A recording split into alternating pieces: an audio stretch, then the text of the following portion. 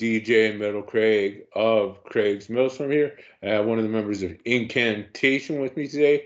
Hey, how's it going? Would you like to introduce yourself and what position you do in the band?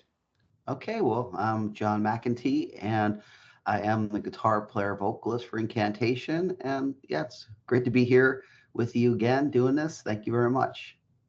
Right on. And I would like to first thank you for your time today here with Craig's Middlestorm. And before we get into the first question, I'd like to ask you who's all not with you from the touring lineup today? Oh, well, the touring lineup for the next, Mortal Throne and Nazarene Tour. yeah, that's going to be obviously myself, Luke Shively, he's, you know, in the band and basically touring with us all the time. And then Charlie's on drums, who we also been touring with forever. And besides that, we have our friend Sam filling in on bass on the tour. Sam Osborne, um, he plays also in the band Holder. He's going to be filling in on bass for us. And yeah, I mean, things have been going good. The vibe's good. Everyone's really pumped for doing this kind of retro type tour. Right on. Please go back in the history of Incantation and how the band all got started to give our listeners an idea of a feel for the band. Yeah, well, I mean, it all got started just, I was a young um, kid just wanting to express myself with music. And finally, once I got to, starting incantation, I wanted to do something that was really representative of the way, I felt, and tried to find other people that would want to kind of express music the same way that I do. Um, and we weren't really interested or concerned about, say popularity or whatever. It was more just, for fun and whatnot. And it just, things just kind of took off.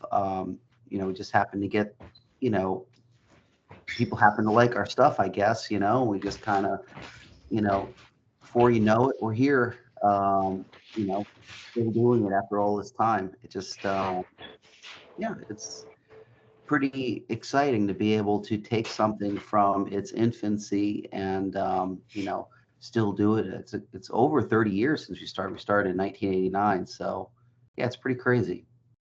Right on, man. Just so you know, I've been a fan of you guys since the beginning. I actually had an original of Incantations Onwards to Golgotha. That album was Nice. sick and awesome. I think my copy got thrown up by an ex-roommate I had. Oh, awesome. Yeah, I mean, it was really nice to be able to, do that album, and we didn't really expect for it to, you know, do as well as it did, but people heard it and they really connected with the aggression, the heaviness, and also, we were doing something different than a lot of the other bands that were out there at the time, So I think people just at least like the really underground people really kind of connected with it because it was, at least in our opinion, we were pushing things to a more kind of darker death metal vibe, than anything that was really around at that time. I mean, of course, there were bands that we were influenced by, but we wanted to take it like kind of the next step over in brutality as much as we could. Make it just really heavy, really, but also add that dark death metal vibe of some of our influences and stuff too. This next one's a little bit of an interesting one. I thought it would be relevant for this interview. Where did the band originally start out from musically? Well, I mean, Incantation always was a kind of a death metal band, maybe a black death metal band or something at the time. Um, I mean, before I played in Incantation, I was in, this band Revenant, which was more of a kind of a death thrash band at that time. And we were kind of just trying to find ourselves musically. And before that, I played in cover bands. So, there was a certain point where I kind of found my own voice and how I wanted to express myself. And that was kind of when I decided to do Incantation and, you know, just kind of it was actually a difficult situation because Revenant was actually we weren't in total form as a band as far as like style wise. We were still kind of finding ourselves, but things were very promising for that band. But things just got a little crazy at that time, and I decided that it'd be better for me to kind of follow my own vision instead of you know do the Revenant thing, which was also really great, and I had a great time in it. But I mean, the whole band was basically formed by my own personal self-expression and trying to find other people that were interested in doing it. And I mean, that was a long time ago. That was in 1989. I was like, probably 18, 19 years old, or probably 19 years old at the time or something.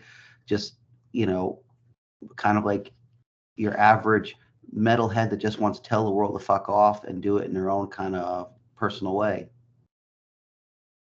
with Right music. on. Did I cut you off there, John, by accident, or were you good? What's that? Did I cut you off there by accident, or are you good on that No, we're good. question? Thank you. I appreciate it. Okay. I was just double checking. I thought the Hmm. audio cut out for a second. We had a lag there. Oh, sorry about that. It's not your side. Could be my side because of too many people being on the net at one time. Yeah. Yeah. Thank So, goodness I'm hardwired. yes. Or else we would have lost connection and had to start all over again. Good. With the Mortal Throne of Nazarene tour coming up, what are the dates you're starting on, and when does the tour finish? um, yeah, well, we're starting in was it Tampa, Florida? Was our first show, and we're basically going up the East Coast and then kind of going weaving in and out of Canada until we get to California. The what's it? Our last show I think is in Santa Ana, California, and it's gonna be I think about an actual month. The tour will be about a month total, and we're definitely psyched for it because we get to hit a bunch of places that we haven't hit for a while, like Western Canada and stuff. We haven't hit Western Canada since before the pandemic, so we're talking like 5 years or something. So we're really looking forward to getting over there and playing. And of course, it's going to be a fun tour because Decapitated is also good friends of ours from back in the early 2000s. So it's nice to be able to tour with friends on top of just you know just whatever, makes I guess it makes the tour better, more fun, we'll say. Right on. And it's too bad you guys aren't coming to Winnipeg, Manitoba, Canada on this tour because I would have loved to pop into the show, but you Yeah, it's guys a weren't bummer coming to Winnipeg. yeah, the closest place we're playing I think is like Calgary or something like that, which is still pretty far away I think from you, because Winnipeg, what, that's above like Michigan or something like that, or not Michigan, I'm sorry, um Wisconsin or something like that, I think. I can't remember. Let's just say it's about a 2-day drive to Calgary. You can't take a 2-day drive from a 4-day round trip I to have to see the get a show. friend to book off from work to do it because I can't drive Take a myself whole because of the week. medication I'm on. Yeah, yeah, I get it. No, I'm just teasing you, but yeah, that's it's too bad. Of course, we would love to play Winnipeg. We haven't played Winnipeg. Oof, uh, man, I don't think we played to Winnipeg since like maybe the '90s or something. I think we last time we played there was on the Morbid Angel tour we did for Formulas Fatal to the Flesh. I think was last time we played Winnipeg, if I remember properly. Wow.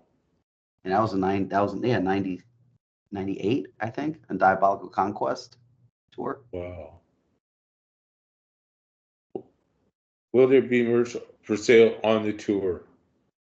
Yes, yeah, we're gonna have um, three designs that are kind of well, not are kind of based on the Mortal Throne of Nazarene concept, and then we're gonna have probably we're gonna have another two shirts and a hoodie. Besides that, just our normal other little merch things. We're gonna have CDs and vinyl, and I think we're gonna have some beanies and some flags. Yeah, just kind of normal stuff that we have. It'll definitely be cool, and we definitely appreciate anyone that picks up any of our stuff. And we're usually around, the guys like to hang around the merch table and stuff like that. So we're more than happy to say what's up to everybody if they stop by the merch table and want to pick something up or just say what's up and take a photo. It's all good. We're there to have a good time. Right on, buddy. And just so you know, this next one's a really good one. It might get you laughing too. What are the band's futuristic goals for incantation? Um, we actually just had a talk, kind of like a band talk about the future and stuff like that. And it's pretty simple. I mean, we just really want to make sure that we put out stuff in the future that's really substantial to us and really means something personally to us. I mean, of course, we would like other people to enjoy it and like it or feel, the darkness in it, but we're really focused on just pleasing ourselves with music and want to have something that all of us could really be proud of. Not saying we're not proud of the stuff that we did, but we just want to really, um, focus on it and push ourselves to be like the best version of us we could possibly be on the new stuff. And everybody was pretty psyched about it. Everybody is really excited to work on some new material. This is going to be one of one of the first times. I think it's the first time in many years, like probably, oh, I don't know how long, almost forever, that we're going into the new album 100% fresh with no ideas from, like, a lot of times we had leftover ideas from the last album and we kind of try to work on them or something. This one's going to be a total fresh slate and really want to represent everybody in the band the best way possible with still keeping that incantation signature dark brutal vibe. I guess yeah, man. I can't wait to hear the new material once you have it out. Thank you. We look forward to it, but we're in no rush to do it because we want to take our time and do it in a way, a very comfortable way, but also an exciting way for us because we want to really enjoy the whole process of creating and recording it. We don't want to feel like we're pressured or rushed or anything like that. Because sometimes with all the touring schedules and all this kind of stuff, you could easily feel kind of pressured into getting things done in a certain time. And for this next album, we're gonna, not that we're gonna take forever, but we're just not gonna let um, time restrictions or any kind of restrictions mess up anything in the process. We want to make sure that it's very, organic, we'll say. Right on. This next one might get you laughing a little bit, but I feel it's a good one because a lot of bands lately have been going away and doing last tours and everything. What are the band's foreseeable plans? Are you guys going to continue to tour, or soon eventually going to be a thing of the past for all bands? Like touring, you mean? Yeah, and touring in general. Well, I mean, it's been said a lot of times, so it's not new news, but I mean, touring has definitely gotten really expensive. I mean, worldwide, it's been really expensive. It's not just the US. I mean, the US, I don't know, might be a little bit cheaper actually than it is like in places like Europe right now. It's like super expensive to tour. So I think, starting, you probably next year, whatever, we're probably going to be more selective on our touring just because we don't want to, do tours and totally come out in the red. I mean, the last couple tours we did, even though they were massively successful. I mean, our last European tour was awesome.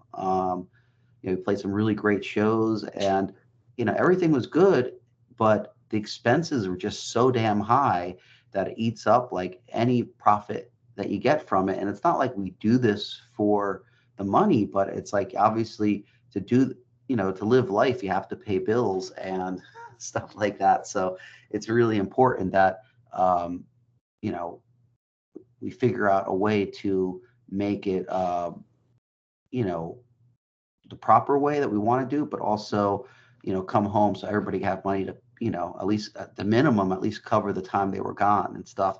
So Yeah, I think probably in the future we'll probably have to limit our touring somewhat, be a little more selective on it because, to be fair, I'm very ambitious, and sometimes it's difficult for me to say no to a great touring option. But I think for the best of the band, I might have to try to be more selective about what we do and make sure that it's something that, like I said, isn't going to hurt us so much financially. It's really sad that I think things were already getting a little expensive before the pandemic, but after the pandemic, it's like almost like the price of everything went up way more than, even though our fees for the shows went up a little bit, they didn't go up enough to cover, like, I guess, like the inflation price of touring. So it's a little bit discouraging, but we always have a fun time on tour. All the guys are in the band are really great. So find a way to make sense out of it. That's it's one of those things that each band, I think, in the future just really needs to regroup and think about the proper way to do things. And it helps a lot when other bands are easy to work with and everyone's willing to kind of do a tour where you work together as a team. Like when we did our tour, was it last? Was it? Now it was 2023. It was the end of it, what we did with Suffocation in the U.S., which is our last like major U.S. tour, and that was a good one because everyone was kind of working together to make sure that everybody was able to make a little bit of money and just share expenses and do stuff like that. Like, you got to work a little bit harder these days to you know make it work good for everybody. You want like we'll say a Suffocation are our friends, so we want the tour to be good for them and they want the tour to be good for us, and that's like the right way to do things. And we're hoping we could do more things like that where everyone really benefits from the tour. Right on. This next one might get you thinking a bit, and it's a good one, I feel. Have Good. you planned any splits for the near future, as in band splits with other bands? Oh, like a split 7-inch or a split album or something like that. Yeah. No, we haven't really. Nothing like that is in the works. I mean, trying to think, what was the last split we did? What the fuck? I think it was the After Party Massacre one that we did. That was like already, oh, free. It's already over 12 years, no, 12, 13 years ago. I can't remember, maybe more than that. But no, we don't really plan on doing that. There is, I mean, let's just say all options are on the table. I don't think a split is going to happen in the near future, but I think, oh wait, we did the Blood Incantation split with the German blood band. So we did do that one split recently, the 7-inch. That was probably what, 2 years ago now.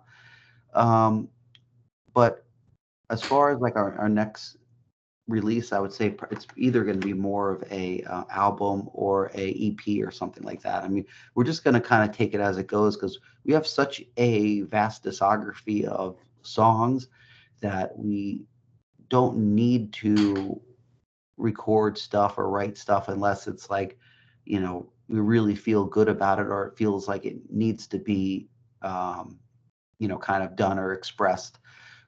We don't want to become one of those bands that just release albums just because it's like time to release an album and stuff like that. But as far as splits go, we have nothing in the works is the short answer. Right on. That's cool, man. And just so you know, if you do become interested in doing a split, I'm trying to get my band back going off a 20-year hiatus. I do vocals similar to yours and Yes. deicide a bit.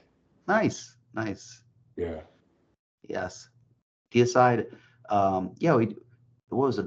About a year and a half ago, 2 years ago, we did a couple shows at Deicide, and yeah, we never actually did I wouldn't really call it a tour, but kind of a small tour of Central America with them, and we really had a good time with them. I never really knew the guys that well. I mean, obviously I know of them, but we were never in a situation where we really got to kind of just hang out, because once you tour with people, you get to know them pretty good and see them around and stuff like that. And they were all really nice people.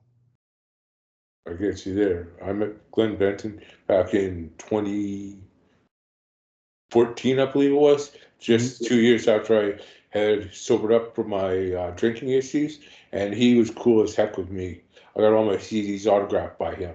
Yeah, he's a good dude. He's just a and in every right, it's the way it should be. He's a no nonsense kind of guy.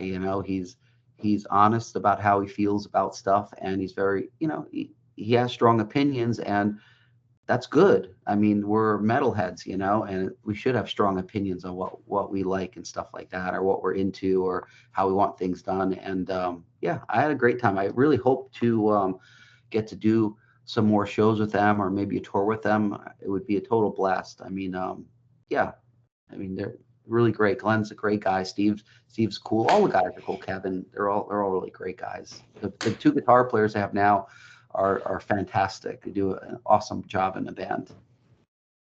This next one's gonna really get you thinking. What is your favorite song off the Mortal Throne of Nazarene album? I don't know about that. Favorite song off it. I- If I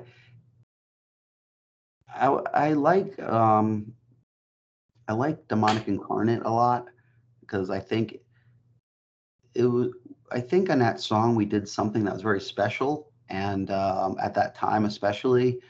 So it's always a fun one, to play, and just to yeah, I just like the song a lot. But I also think Nocturnal Dominion on that album is also really good. I mean, I think all the songs are good. I mean, of course, I mean, that album now is 30 years old, so of course there's little things here and there that you wish you could do better or fix. But the circumstances of that album were um, kind of stressed, I guess I'd say, band wise. But I still think we came up with a great album, and we did something that was um, very original for the time that it came out. So yeah, I'm proud of it. But yeah, if I had to pick one, I'll go with Demonic Incarnate, but um, Nocturnal Dominion is a close second. And I like, of course, the popular ones like Ibex Moon are good on that.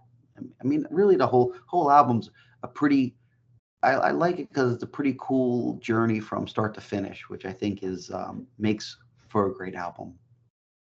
I'll agree with you on that one, John. And just so you know, I think it was Craig Pillar that still did vocals for that album, was it not? Yes, yes, Craig Pillar was in the band at that time. Most of that album was like written and um, recorded by Craig and myself. I mean, of course, Jim was still playing. Well, Jim was out of the band at the time, but he ended up coming back to do drums for that album. And then most of the bass, even though I think we credited Dave Niedrist on bass, it was actually Craig and myself played the bass lines on. So it was really something I think close to both Craig and myself's heart, and probably Jim too. I mean, Jim did a great job. He came in at the last minute. We were working with John Brody at the time, which was the drummer for Deteriorate. But I mean, John Brody is a top-notch guy, great guy, but it just wasn't working out. Um, I think he just wasn't ready as far as a drummer, you know, what we were doing at the time. I mean, he's obviously a really great drummer now, but he was young at the time and he wasn't ready for it. And then we asked, well, Craig asked Jim to fill in on drums, and it was the right decision. Jim did a great job on the album. This next one's gonna get you up, and it's a good one. I always ask every vocalist I interview this one. Please give some vocal tips or advice for starting out vocalists. Okay. Well, one of the big things is just keep at it, because to me, that's been one of the key things, is because when I started doing vocals, I didn't feel like I was going to be able to. I didn't have a lot of confidence in it, but I figured I had no choice. So I just did it. And after a certain amount of time, I started to feel a little more and more confident as things go. And I think it's just sticking with it, and just, um, it's tough because you have to. really, I mean, you could practice at home, and that's of course great. And you need to do a lot of that, but to really get your vocal legs, you need to do it live a lot, because the more you do it live, it's kind of like you get to work the throat muscles a lot harder live. Like no matter how much I practice in anything, it's even with guitar, there's nothing that compares to the raw energy of playing live. And it's like that repetition of doing it every night on tour, pushing super hard, and also taking care of your voice afterwards is really important. I would say on tour, one of the most important things vocal wise for myself is to be able to sleep well each night, because that rests the vocal cords enough so the next day they're ready to go. Sometimes when I don't sleep well, it might be okay for one day and not sleeping well, but if I don't sleep well for numerous days, I start to feel a little bit of a strain there. And another thing is, I think it's kind of common knowledge for a lot of vocalists is just to try to sing from the diaphragm and kind of regulate it with your throat, not over push on the throat, because that's an easy way to blow out the vocals, especially when you're still a little bit inexperienced at it. It's not doing the higher vocals. Actually, for me at least, it's a little bit tougher. Just because of it pushes my voice a little more. I've gotten better at doing both the high and the low, but it took me quite some time. I mean, really, I mean, it's crazy to think, but it's probably was almost 8 years until I really, really felt like I heard them back, and I was like on recording, and I'm like, oh, I like these. It takes a while to really do it. I mean, maybe it took longer for me, but I never had any interest in doing vocals until I kind of had to in the band. I was really comfortable as a guitar player and a songwriter. That was really my thing. I did never want to be a vocalist, but when I had to, it just took me a little longer than say some people. But the persistency really helped. I mean, there's some people out there that are just naturals at it. Some people just get up and just do it, and just it's just amazing right off the bat. And I envy those people because I'm not one of them. I need to work at This next one is a really good one. Please give some advice to bands to better promote themselves. it. Well, I mean, I think I mean, there's like that, social media stuff. Like now, a lot of bands are doing a lot of, we'll say, funny social media things, or like just being very, very active on social media. And I think it's a good thing to do.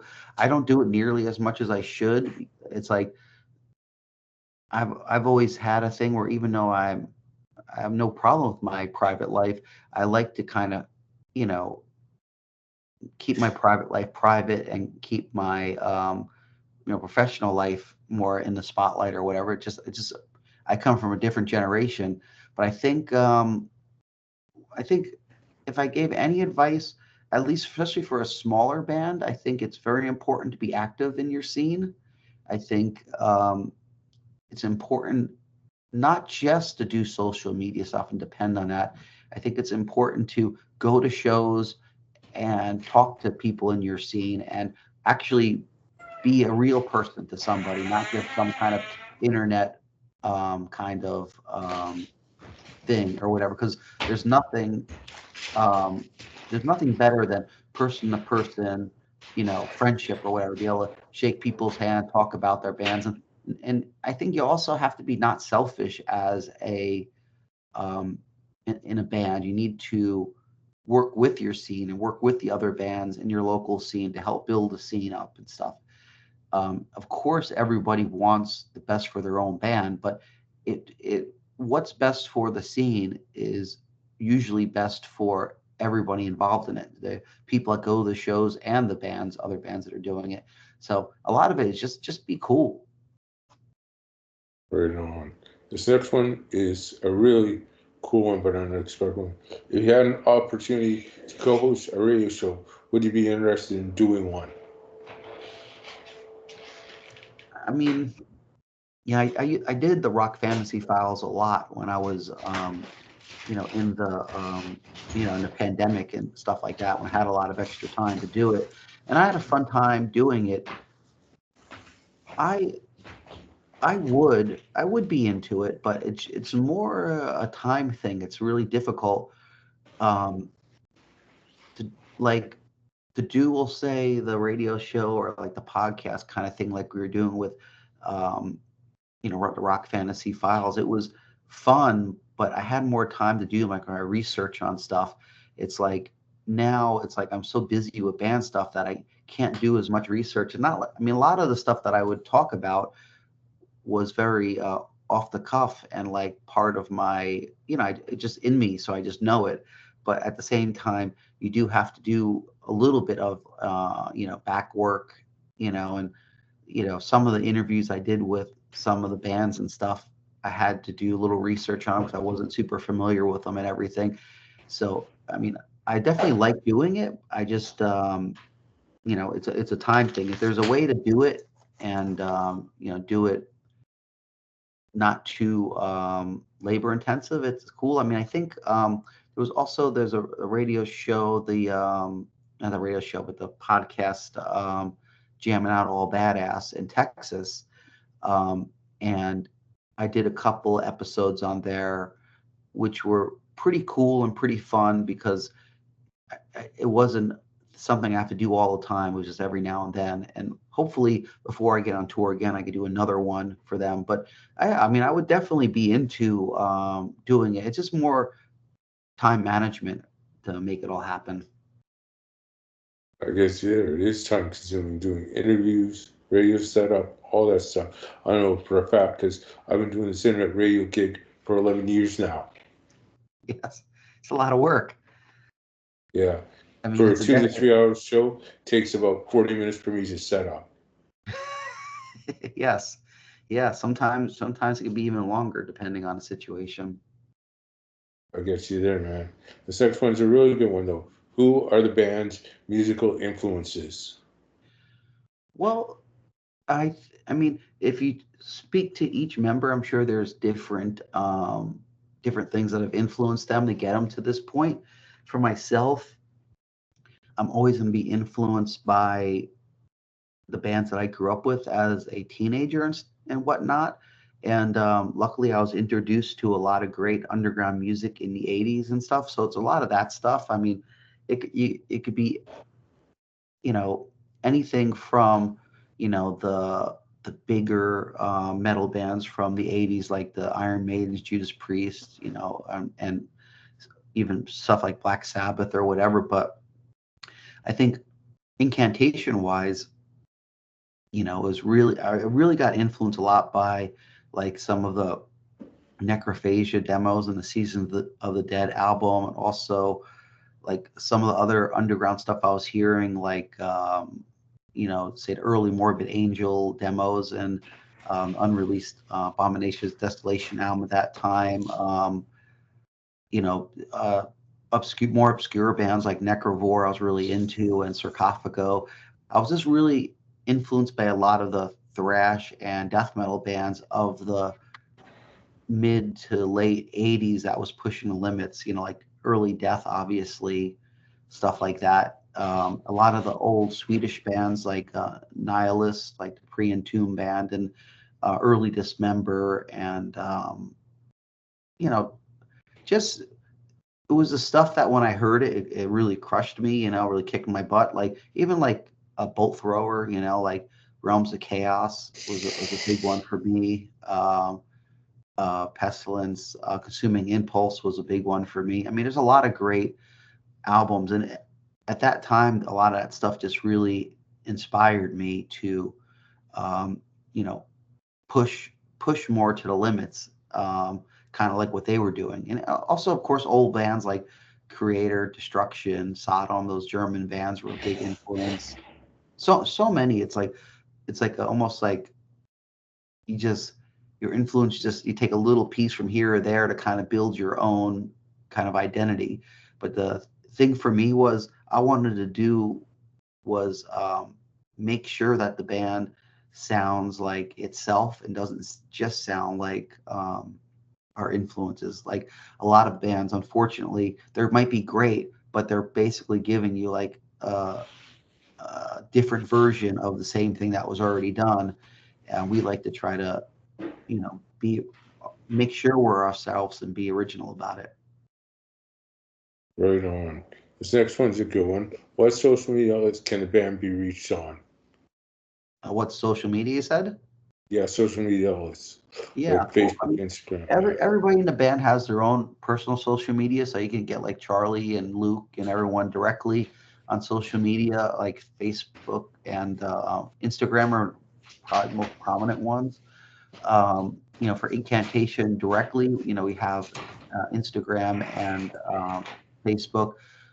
I know there's a bunch of other smaller social medias that we're not on really them. I mean, I have a TikTok account, but I really don't use it because I feel kind of cheesy doing cheesy TikTok videos. Doesn't seem like that's really my thing. Um, but yeah, I would say that, that way, or just go to our website and our emails there if anyone needs to contact us about anything. But I would say personally, Instagram is probably the one I'm the most active on and stuff. So if anybody needs to contact us, that's cool. And if they need merch, they can go to the website. Important thing about merch is that, I really would appreciate it if people do buy merch from us, that they buy it from either Relapse Records or the Incantation website, because the profit from that, actually goes to the band itself. And unfortunately, there's a lot of bootleggers out there and stuff. And, especially with how difficult things are financially in the world today, it's really, there's more people out there trying to take money away from the bands themselves. So, just try to be mindful that, it's important to actually support the bands that you like. It's nice to buy a shirt, but if it's a bootleg, you know, it actually, it's getting to the point where it actually hurts people. In the past, of course, you're not happy about bootlegs, but I was more tolerant of it. But in recent years, it actually really cuts into, you know, the band's bottom line, and hurts the band more than it does help, actually. I hear you there, man. That is rough dealing with bootlegs and all that stuff. Yeah, I mean, it's flattering that they want to do it, but it's, I think at the minimum, if they are going to bootleg, at least like hook you up with some copies of the stuff, or give you a little bit of money, try to, show appreciation for it. But unfortunately, with the times getting hard for everybody, people are more interested in just trying to find ways to get by. And I understand that, but, you know, if you don't support the bands that you like, you know, the bands might not be able to do it anymore. you know? I hear you there. This next one's a really good one. I might catch you off guard. How did it feel running Ibex Moon Records before you shut it down? What about it? What was the first How part? did you feel Oh, running Ibex Moon Records before you shut it well, down? I mean, it was great for the most part. It was very, I was doing it at a time when death metal was not so popular. So I had a big uphill battle, but it also gave me a lot of opportunities to work with some great bands. I mean, we released, stuff by Asphyx, by, what was it, Master, um, Asheron. Um, I mean, a bunch of great bands. Fatalist was a great newer band at that time that we did. I mean, just a whole slew of great stuff. So I can't be bummed out. I mean, I was flattered to be able to do that. Pinnacle was a great release that we did, um, but it was a certain point where things were just getting too, too. It was, I was getting super busy with the band, and also the sales of CDs and vinyls at that time was kind of going down, and things were really transitioning to way more of a what's it called, like a streaming type thing. So I was really uncomfortable with, you know, that world because I grew up in the world of physical albums, physical CDs, physical cassettes. And when I started to go to this streaming thing, I think I started to not understand it 100% and I kind of got, it just wasn't fun for me to do. And also the, um, the revenue stream wasn't enough for me to do things properly. And one of my goals with doing the label, besides trying to make a successful labels, I also wanted to have a place where bands could be treated the way I want to be treated as a band too. And when sales aren't good because most people are streaming stuff or taking the stuff for free or whatever off the internet, it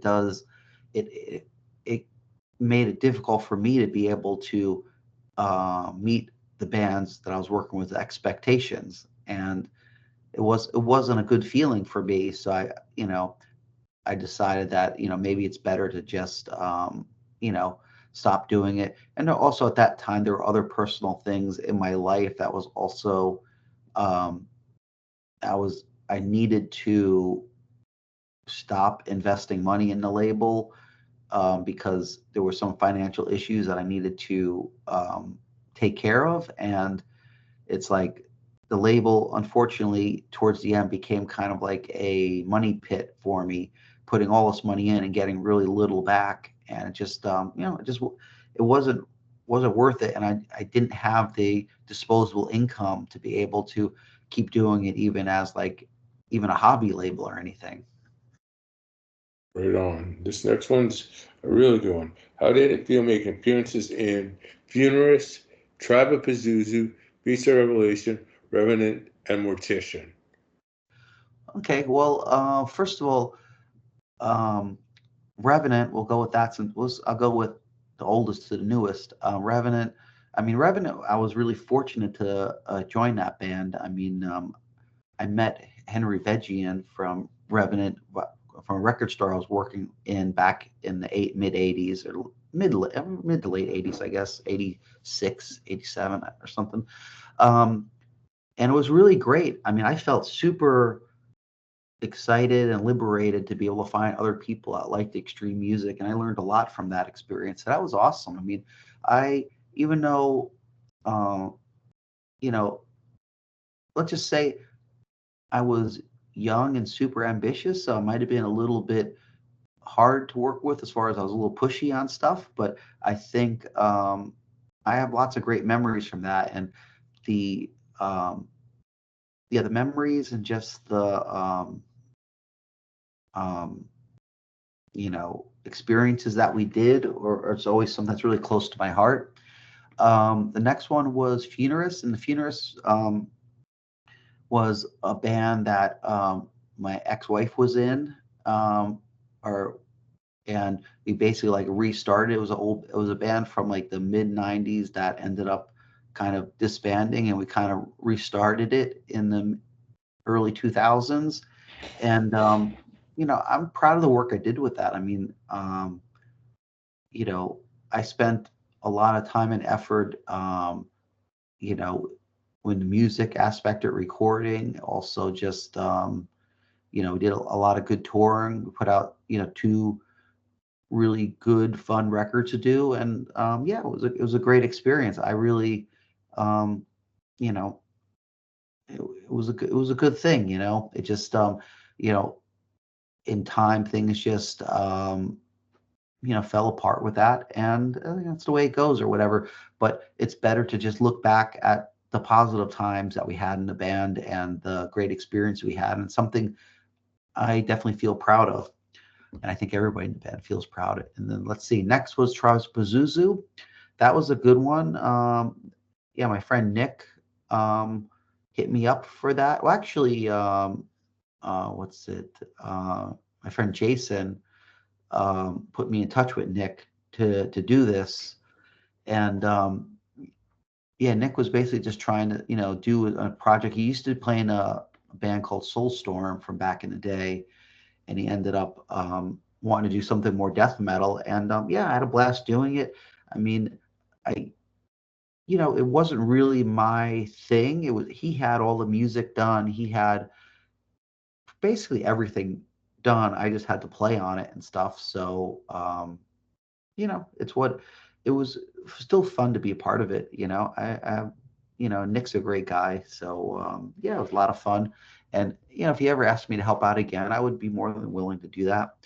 Um, and then the Beast of Revelation was the other one I think you asked about. That was another fun thing to do. My friend AJ and Bob, Bob's from Asphyx. AJ, I can't think of the band that he played in, but they're two really good friends of mine from the Netherlands that I was really honored for them to ask me to do vocals on the album, because for me that was very exciting because I never did a album where I just did vocals on and really did minimal guitar work. If I remember correctly, I might have like played harmony somewhere on that album. I can't remember even, but it was very minimal, any of my guitar input. But so like the songs were pretty much written and they just had me, they wrote some lyrics, I wrote some lyrics for it, and we just did, they just let me kind of do the vocals for it. I was very honored because it was nice to do.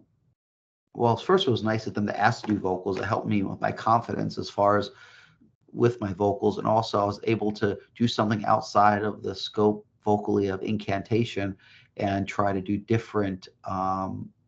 some different things that I wouldn't normally do. Even though it was still low, I did a lot more. Oh,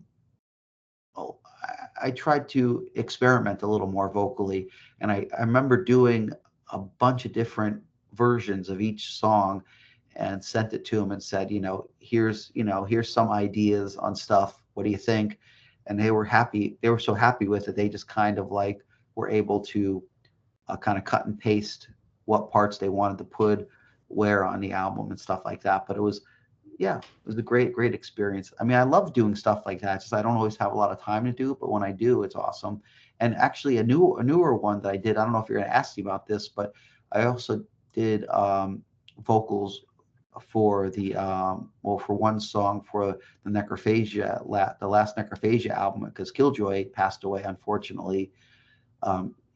It's been quite a while now. It's been almost 7 years ago or something. But some of the ex guys from Necrophagia contacted me and asked me if I wanted to do vocals on this one song, and yeah, it was really great to be able to do that.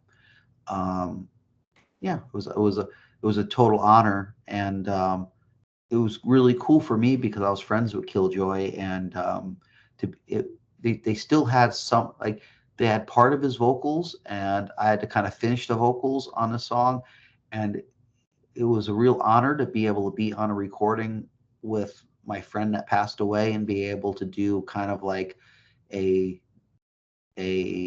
death metal horror type duet on the album. In a way, it sounds kind of cheesy, but it was very it meant a lot to me to be able to do that, because besides Necrophagia being a big influence of mine, I've become good friends with Killjoy over the years, so it's really nice to honor him that way. And my condolences to you as your buddy Killjoy, John. Thank you, I appreciate that. And that leaves us with the last question of the interview. And after that, I'm going to cut the recorder for a sec, and we're going to do the station ID separately if you're cool with that. Yes, of course. Okay. What new band news do you have on the incantation front? As in anything we might have missed in this interview? Any new what? News. Band News. news. Oh, okay. Uh, I mean, I'm trying to think. I mean, obviously, the big news that we talked about was the tour coming up with Decapitated. Um, as far as other news, I mean, for the Maryland Death Fest, we're doing an Onward to Agatha set, which is going to be really fun for that. And we have a couple of festivals in Europe that we're doing in the summertime. And we do have a bunch of other stuff in the works, but I don't Yeah, overall, I don't have any like confirmation on that stuff yet, so it's nothing I can really announce. And I don't know. Yeah. Besides that, everything's been good. I mean, just we're gonna have another pretty busy year, but not probably a little less busy than the other years because we are gonna start working on some new material this year too. So that's for us personally, that's very exciting. So yeah, that's all I can really think of. Besides that, just want to thank you a lot for the interview. It's really cool. I appreciate it. Cool, and thank you very much for your time here today, John. Yes, thank you very much.